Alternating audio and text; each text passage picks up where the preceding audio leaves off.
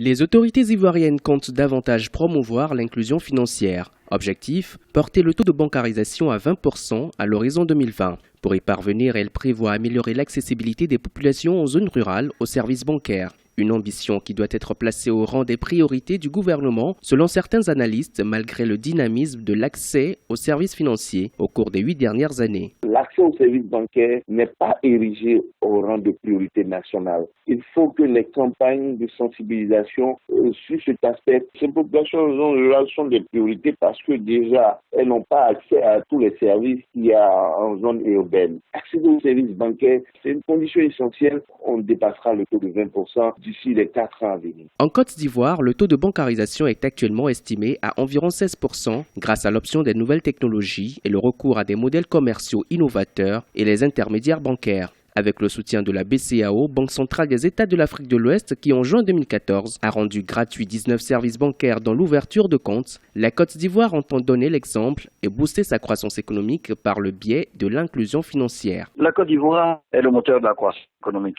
C'est anormal qu'un pays qui a autant d'enjeux n'arrive pas à une bancarisation plus importante. Plus il y a des gens qui sont dans le secteur bancaire, plus il y a des prêts qui sont lancés, plus il y a des activités qui se créent, plus ça diversifie. Les banques doivent réfléchir sur les nouveaux mécanismes à mettre en œuvre. Dans sa stratégie, le Trésor public ivoirien, initiateur du projet, prévoit des mesures incitatives pour les banques, des campagnes de sensibilisation des populations en milieu rural ou encore la promotion de l'éducation financière. En 2016, la Côte d'Ivoire devrait connaître une croissance de 8,5% selon la Banque mondiale. Les investisseurs saluent les multiples réformes engagées par le pays, dont celle de la mise en place de mécanismes de promotion de l'inclusion financière.